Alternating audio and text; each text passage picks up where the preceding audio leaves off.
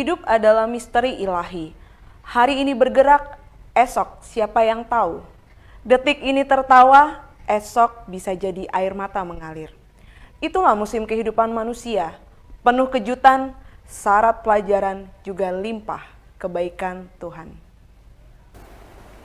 Shalom sahabat Bahana semuanya di seluruh tanah air, bagaimana kabarnya pada hari ini? Saya percaya setiap kita di tempat ini selalu tetap dalam keadaan yang sehat, dalam keadaan yang diberkati oleh Tuhan, karena Tuhan kita baik.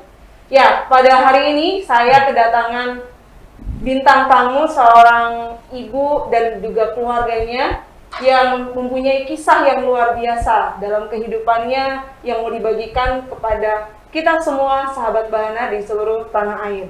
Nah, langsung saja saya akan undang untuk ibu ini dan juga keluarganya, siapakah dia? Mari kita langsung panggil yang akan bercerita.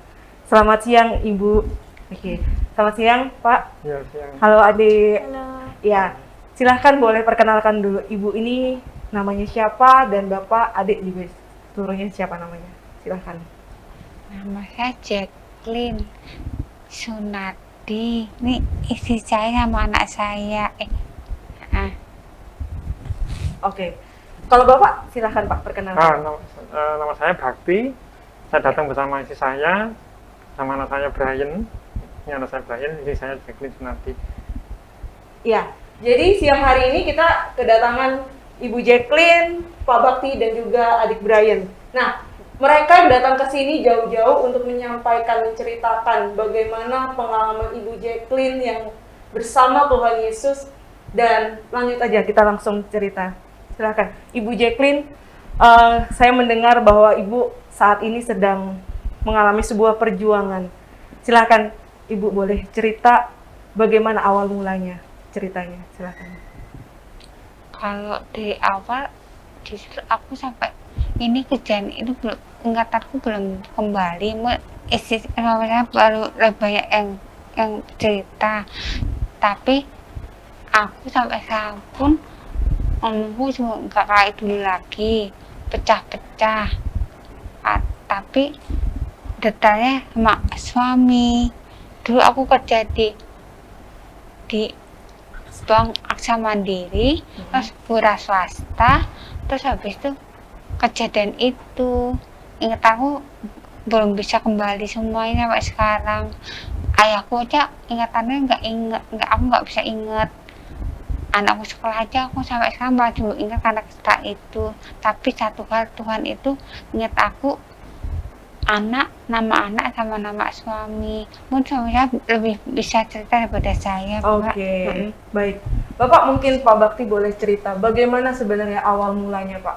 Bu Jacqueline ini kenapa sebenarnya Pak? Oh iya, oke. Salam semuanya.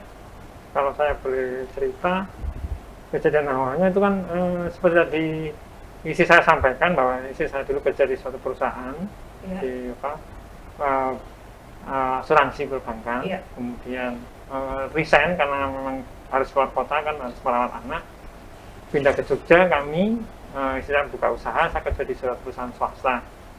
Saya berada, kantor saya ada di Klaten. Nah, awal kejadiannya itu persis tanggal 1 Mei. Jadi istri itu punya prinsip bahwa istri memang tidak mau untuk menunda membagikan gaji buat karyawan. Jadi tanggal 1 itu kan hari libur ya. Kemudian libur, saya kepinginnya santai sama anak sama istri, tapi istri saya ngomong saya harus bagi gaji untuk karyawan. Saya ngomong karena punya laundry itu sampai 4 cabang. 4 cabang, kemudian dia bagi-bagi gaji. Dan Mei itu kan sudah mendekati Lebaran, karena istri saya itu suka berbagi berkat ke sesama. Jadi ngumpulin baju layak pakainya anak saya sudah disetrika, sudah di packing semua. Karena kan memang punya laundry ya, dari packing bagi rapi itu. Mau bagi gaji, jadi pamitan sama anak saya Brian, saya beranu nanti mungkin mau pulangnya agak malam, tapi saya cegah supaya anak saya nggak ikut, tapi rewel anak saya pengennya ikut. Kemudian saya juga agak marah karena kan mama kan nanti kan muter-muter, nak kasihan nanti sama Brian nanti, dan nanti aja di rumah sama papa. Kemudian anak saya bisa saya diemin, jadi saya di rumah saya nyuci karpet karena kan juga nerima karpet juga. Nah, saya muter-muter Kak, muter bagi gaji. mulai dari Sonopakis di Jambon sendiri, sementara terakhir ke UGM, yakni di situ, kemudian bagi itu baju layak pakai untuk anak panti asuhan di daerah Ringkut ya, di daerah Maguwo. Oke, Nah, daerah Maguwo iya. ya Pak. Saya sih nggak ada pikiran apa-apa ya Kak ya, karena kan seperti biasa ya, saya di kafe capek, udah ya jangan saya makan, kemudian kita mau rebahan kan karena jam 1 lebih ya. Iya. Tiba-tiba HP saya bunyi, saya lihat loh kok Jogja, kan jarang sekali HP saya itu bunyi dari Jogja, karena rekanan kerja saya itu semuanya kan Semarang, Jakarta, gitu. Karena kan saya kan berpegang di bagian ekspor impor. Saya angkat, yang jelas dari pihak rumah sakit hati saya sudah hilang katanya. Iya. Dikabari bahwa ibu mengalami kecelakaan. Oke. Saya kaget, aduh, gimana kondisinya gitu. Rumah sakit, Bapak tenang aja, sedang ditangani, Bapak kalau bisa datang ke rumah sakit. Tapi puji Tuhan loh Kak, biasanya kan kalau orang mendapat kabar kecelakaan saudaranya maupun keluarga kan pasti sudah panik ya. Iya, iya. Tetapi Robnis berbicara, kamu harus berdoa. Oke. Karena saya sudah nangis, tapi Roh Kudus tenangkan saya berdoa. Jadi sebelum saya ke rumah sakit saya berdoa dulu. Oke. Berarti waktu itu Bapak ketika mendapat kabar itu ada Roh Kudus yang Iya. suruh berdoa gitu? Iya. Kan biasanya kalau orang panik kan sudah langsung pergi ya. Iya, iya. Tapi Tuhan katakan saya berdoa dulu. Saya berdoa pada diri saya, Tuhan jagai saya, tolong supaya dijauhkan dari yang berbahaya gitu kan, apalagi kan kondisi corona ya. Iya. Setelah berdoa, saya baru ngajak, karena saya berangkat ke sana Kak. Sampai di rumah sakit itu saya sudah kaget karena di sana sudah ada polisi sama keluarga yang nabrak itu. Oke.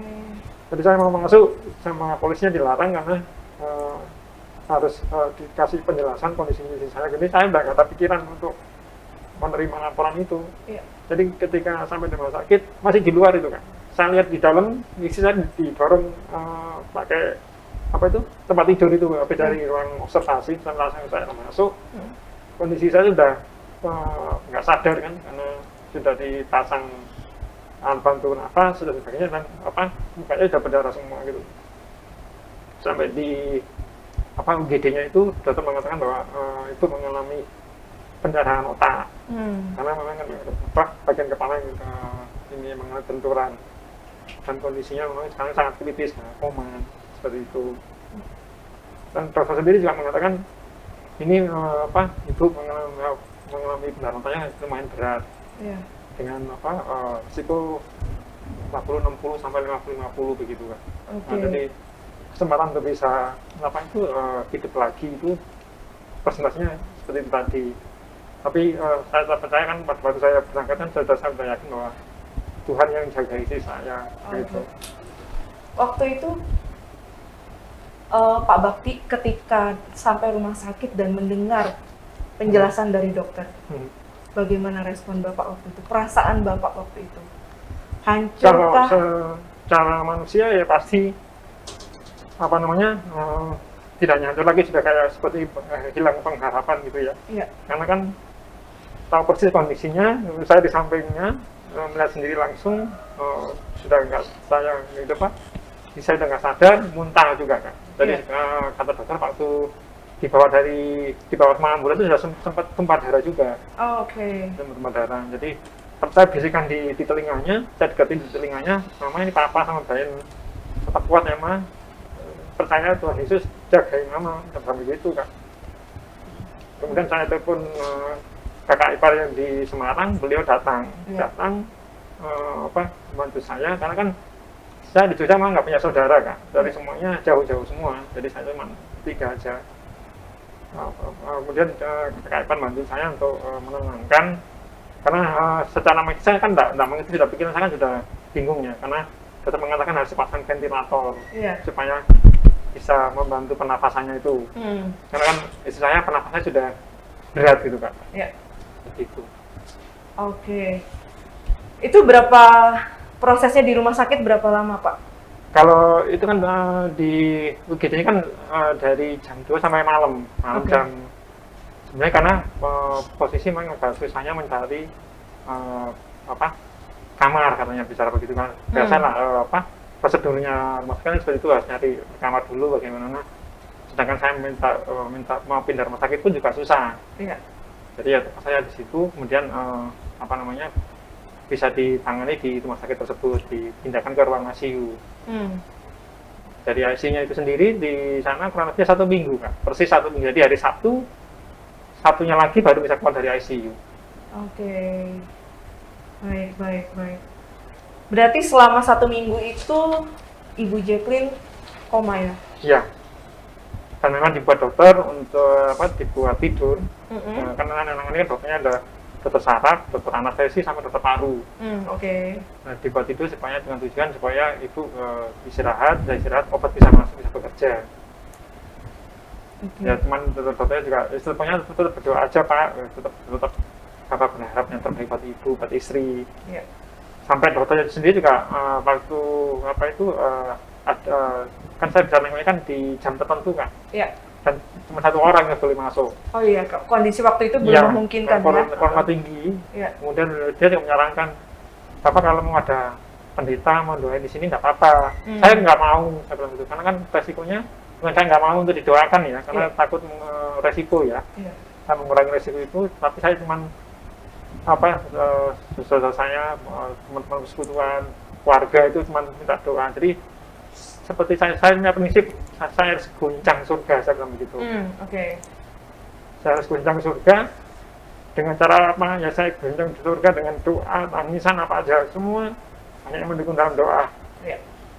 Seperti itu. Oke. Nah, kemarin waktu saya diundang oleh hamba Tuhan untuk Zoom dengan apa persekutuannya, saya juga ngomong, Pak, saya kalau boleh ngomong ini ke apa itu untuk saling menguatkan saudara Siman, saya kasih tema Pak, saya ingin seperti yang kemarin saya ngomongkan Bapak, saya guncang surga sampai mujizatnya nyata sampai begitu. Oke, baik. Saya nanya dulu ke adik Brian ya. Adik, waktu pas tahu mama masuk rumah sakit karena kecelakaan, gimana perasaan adik? Ya kaget karena kan mama kan udah pernah kecelakaan beberapa kali, tapi kan nggak separah ini. Oke. Gitu aja. Nangis nggak waktu itu? Ya gitulah. Ya agak sih. Agak nangis ya. Nah dia di ICU nangis terus Kak. Dia. Oh nangis terus ya? Karena kan cuma berdua. Iya.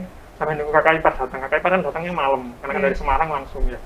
Tapi waktu itu kondisinya Brian tahu nggak sih Pak bahwa maksudnya dari dokter 40-60? Oh enggak tahu. Presentasinya? Saya nggak suruh keluar memang Kak. Oh, oke. Jadi cuma Bapak yang tahu ya? Supaya jangan sampai nanti malah shock juga kan nanti malah. Oke. Cuma pengennya, Mama gimana Pak, aku sama Mampin sama Mama gitu terus. Saya cuma berdua Kak. Jadi saya harus menenangkan Nana, terus kemudian supaya dia nggak shock, saya harus menenangkan istri juga. Jadi pelan-pelan tak ajak keluar dulu sebentar, nanti masuk lagi begitu. Ya. Waktu itu apa yang Bapak lakukan bersama anak waktu selama koma masih kalau koma? Jadi setelah kakak saya datang itu, anak saya diajak ke Semarang di hari itu juga, malam itu juga jam 2, jam 2 dini hari diajak ke Semarang karena supaya tujuannya untuk karena kondisi corona dan saya bisa fokus ke istri karena kan saya harus mondar-mandir Kak, rumah sakit gitu. Ya, jadi saya bisa fokus ke istri dan enggak kepikiran ke anak-anak, khawatir kalau saya ajak kan kondisi corona tinggi juga takut resiko juga. Jadi anak saya dibawa kakak ipar ke Semarang. Jadi selama saya dirawat anak saya tinggal di kakak ipar gitu. Jadi saya bisa fokus sama istri aja. Jadi memang tiap hari saya di sana. Saya sudah nggak berpikiran ngurus diri sendiri. Benar-benar saya pulang jam 5 pagi cuma nengok rumah. Kemudian kasih makan piaraannya isi saya, kesukaannya kan ada anjing kecil itu, udah bersihin, masukin lagi, kasih makan, berangkat lagi saya kan. Karena kan saya harus menunggu dokternya datang. Saya nggak tahu jadwalnya jam berapa kan, karena kan namanya dokter kan kita nggak tahu ya jam berapa, karena pasti kan pasiennya banyak. Supaya saya bisa konsultasi langsung dengan beliau, jadi saya harus tidur di sana. Iya. Seperti itu. Saya mau tanya dong Pak Bakti, waktu pertama kali datang ke rumah sakit kan sempat ketemu ya sama yang nabrak ibu. Iya. gimana Pak perasaannya Bapak? Jadi kalau waktu Sebelumnya itu yang nabrak tuh berarti nggak apa-apa ya? nggak apa-apa, dia pakai mobil Kak. Oke. Saya naik motor, Sama sekali tidak ada luka ya? nggak ada, dia naik mobil dia. Hmm. Pakai Kijang Innova. Ya.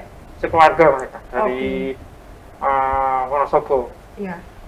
Saya sudah pikirannya sudah nggak fokus ke yang nabrak. Polisinya aja waktu di IC, waktu di UGD aja, Pak, saya maaf ya Pak, saya nggak bisa pesan saya, fokus ke istri saya.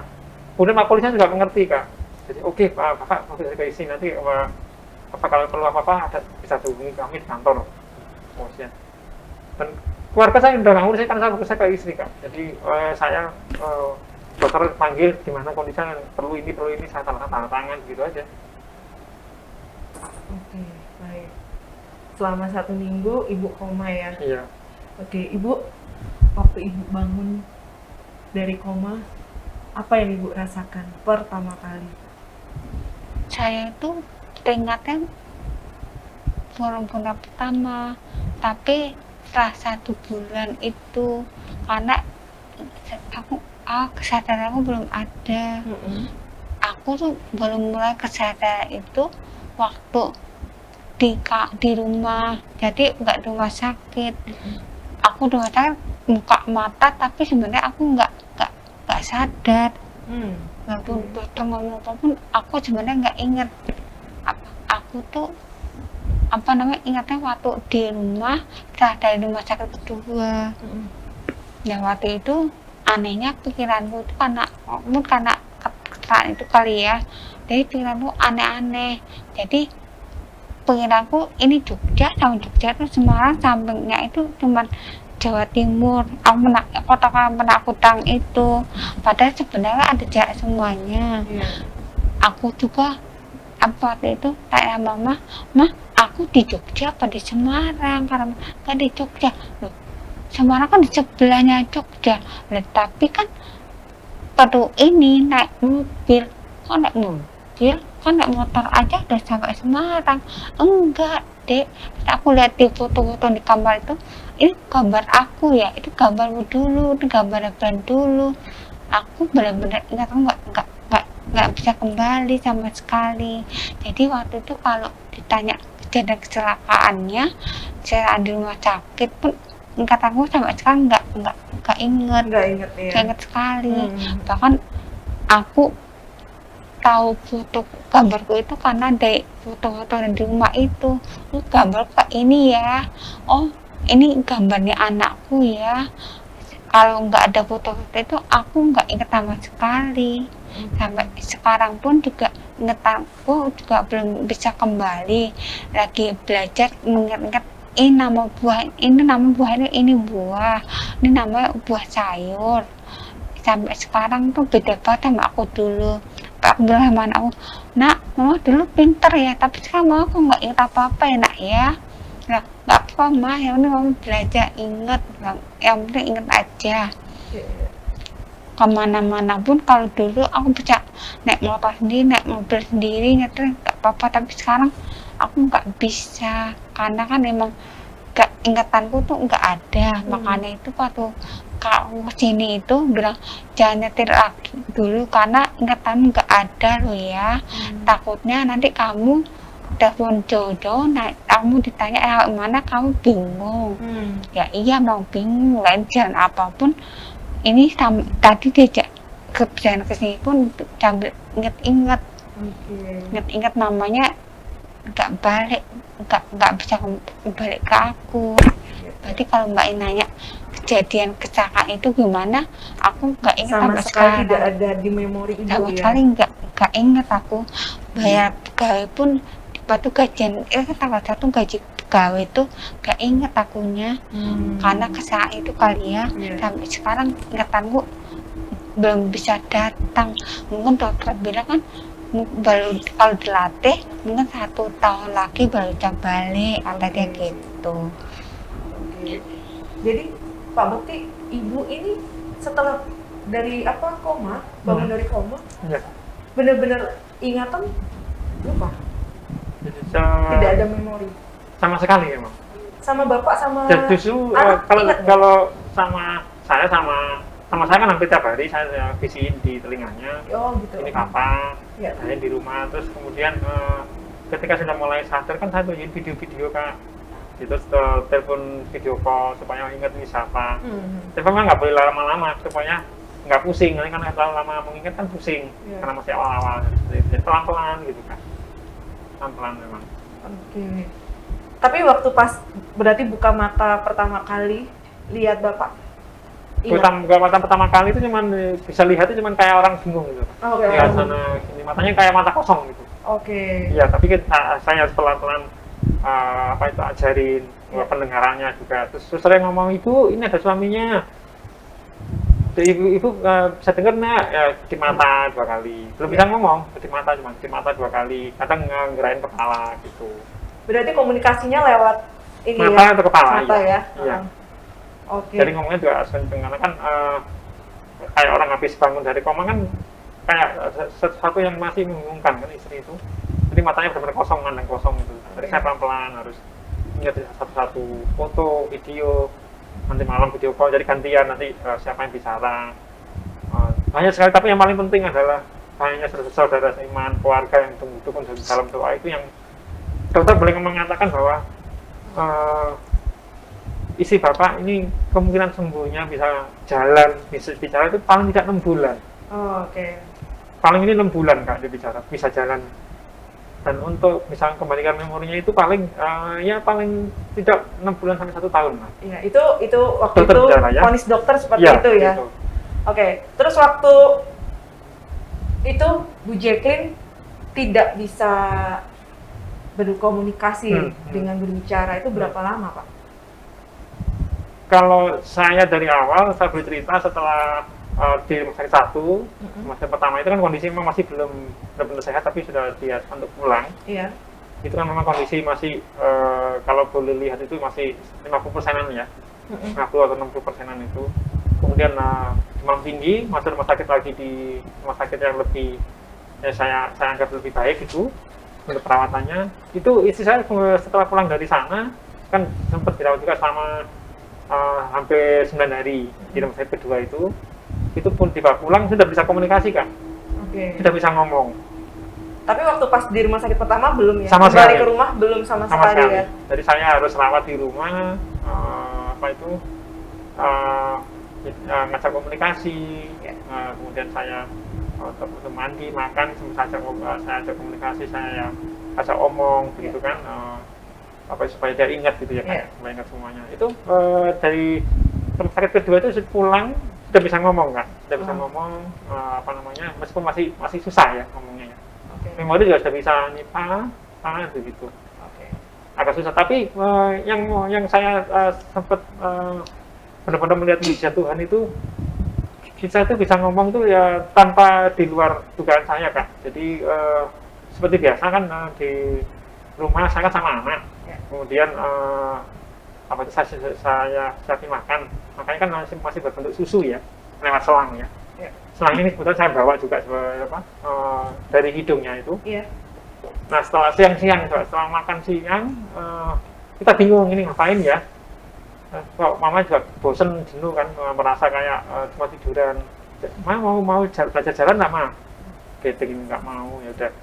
Masih gedek ini masih geleng-geleng kepala, terus ya nak kita mana di dalam kamar aja. Anak saya sama istri saya itu dari dulu kan suka boneka, kalau tidur. Kemudian kita mainan boneka Kak. Boneka lempar-lemparan. Jadi istri saya tidur di tempat tidur rumah sakit itu, saya di kakinya duduk, anak saya tidur di bawah, duduk di bawah. Lempar-lemparan boneka juga dari saya kasihkan ke istri saya kan kalau ada benda kan mesti dibuang, dilempar, ditangkap anak saya, sama anak saya dilempar lagi ke saya kasihkan ke mamanya lagi, begitu Kak, mainan cuma begitu aja, main boneka. Tiba-tiba istri saya itu bisa ngomong, yang denger anak saya. Oke. Apa kata pertama yang terucap? Apa nak waktu itu nak? Mama lapar. Lapar. Oke. Tapi memang waktu itu lapar ya Bu ya? Iya. Jadi aku lapar, yang kita kasih tahu apa mama bisa ngomong gitu. Oke. Masa sih nak, coba mama dengerin. Pak, aku lapar, saya puji Tuhan, saya lompat dari tempat tidur, terlompat tuh kan. Langsung lompat, saya siapkan makan langsung. Oke, sebentar Pak ya, sebelum kita melanjutkan lagi ceritanya. Jadi penonton, para sahabat Bahana semua, kita lihat dulu ya satu video yang menggambarkan bagaimana kondisi Ibu Jacqueline setelah keluar dari rumah sakit.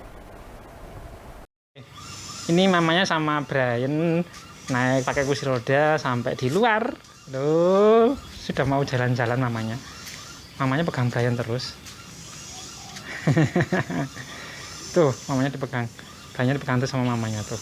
Iya, Mami. Pinter Briannya bantuin. Hebat. Ya. Jadi bagaimana Pak waktu itu setelah ada satu kata keluar dari mulut Bu Jacqueline setelah Saya cuma hanya bisa berkata puji Tuhan aja Kak. iya Puji senang Tuhan, banget anak ya. saya sampai gini, papa mama bisa ngomong, terus anak saya naik ke tempat tidur meluk mamanya. Saya nyiapin susunya. Iya. Ya cuman bisa cuman berkata cuma puji Tuhan aja.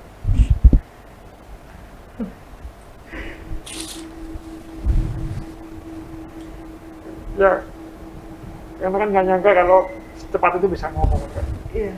Padahal waktu itu dokter berkata Ya secepat ini 6 bulan ya. 6 bulan aja. Nah, setelah itu kan saya bisa komunikasi Iya. pagi kita. Saya biasanya sama anak saya, aku saya bersih sama nyiapin mulai nyiapin susunya, buat isi, siapin mandinya juga. Anak saya ngajak mamanya belajar jalan, pakai kursi roda itu berjemur, karena Iya. berjemur enggak paru-parunya bisa lebih ini lagi, lebih kuat lagi.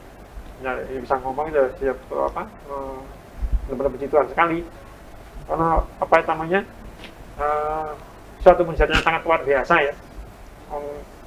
Dokter ngomong begitu aja sampai kita Yesus, aduh Tuhan, masa harus bulan bisa ngomong, gimana komunikasinya. Tapi puji Tuhan bisa ngomong itu. Jadi sekarang kalau makan saya tawarin, lapar enggak? Iya lapar. Nah, setelah berjalan sekian lama itu Kak, ya kurang lebih 3 harian itu kan masih pakai selang ini, Iya. selang makan ini. Oke. Ini kan Boleh ditunjukin Pak ke kamera. ini memang saya simpan, ini kenang-kenangan terakhir ini. Iya. Dari sisi apa? Ketika istri saya masih makan harus pakai selang melalui hidungnya. Oke. Jadi kalau pasien biasa habis dari hasil kan pasti makannya pakai selang ini ya. Iya. Silahkan ditunjukkan ke kamera. Ini selangnya. Jadi selang ini dari hidung sampai ke lambung isi saya itu sepanjang ini ada ukurannya 155. 155 cm ya Kak. Ini masuk ke dalam. Tarik kan lepas, jadi kan nggak bisa makan karena masih belum bisa pakai mulut ya. Harus pakai ini, meskipun memang dari awal belum bisa ngomong, sampai dari pokoknya dari rumah sakit itu sampai bisa ngomong masih pakai ini. Iya.